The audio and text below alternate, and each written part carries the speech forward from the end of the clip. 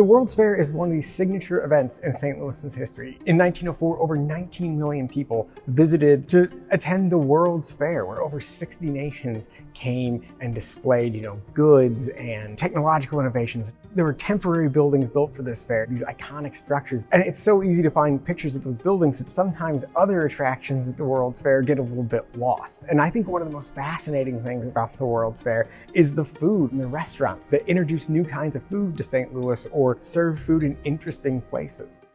Everybody knows about the World's Fair Ferris wheel, right? One of the largest, most iconic structures. But what some people might not know is that the Ferris wheel was so popular that people were renting it out for banquets and weddings and things like that. They eventually, over the course of the fair, renamed one of the cars on the Ferris wheel the Ferris Wheel Diner, and you could rent it out for an evening and have a banquet on there. So that became popular enough that they were just like, you know what, we're gonna dedicate a part of this attraction to food and to restaurant service.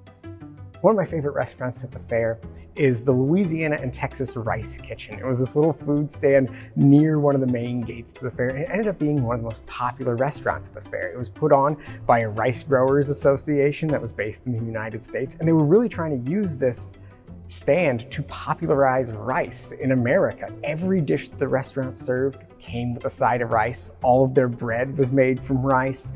All of their desserts were made from rice. Their menus had testimonials on them about how good rice was for you. It also had rice-based recipes in the menu. So they really used this to popularize rice, and it kind of worked. A lot of people ate at that restaurant and came away thinking about rice as a dish that maybe they hadn't before. There's also all sorts of other restaurants at the fair. There were fine dining options, like at the Luchau Faust restaurant in the Tyrolean Alps. This was an attraction where there were man-made mountains in the background that recreated a scene in the Alps. And there was this huge restaurant in there that seated hundreds and hundreds of people. Guests were entertained by a 100-piece band. You could eat a 3 or 4 course meal. You could have beer and wine in this place. It was really this popular spot. But then there's also restaurants that are more themed at sort of a kitschier audience, if you will. One of my favorites is called the Anthracite Coal Restaurant.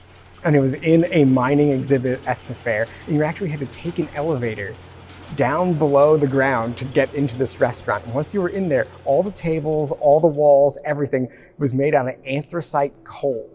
And so you could eat underground in this restaurant. The waiters walked around, they had little hard hats on with lights on them like you were in a mine. And they didn't serve like fancy food. They served what they were called Dutch lunches, which was just like sandwiches and stuff. So it wasn't like fine dining, but you could eat in this different looking place and you could go anywhere in St. Louis. It's this really fascinating story about the way that people were trying to use food to interact with these exhibits at the fair, and I think things like that are so exciting.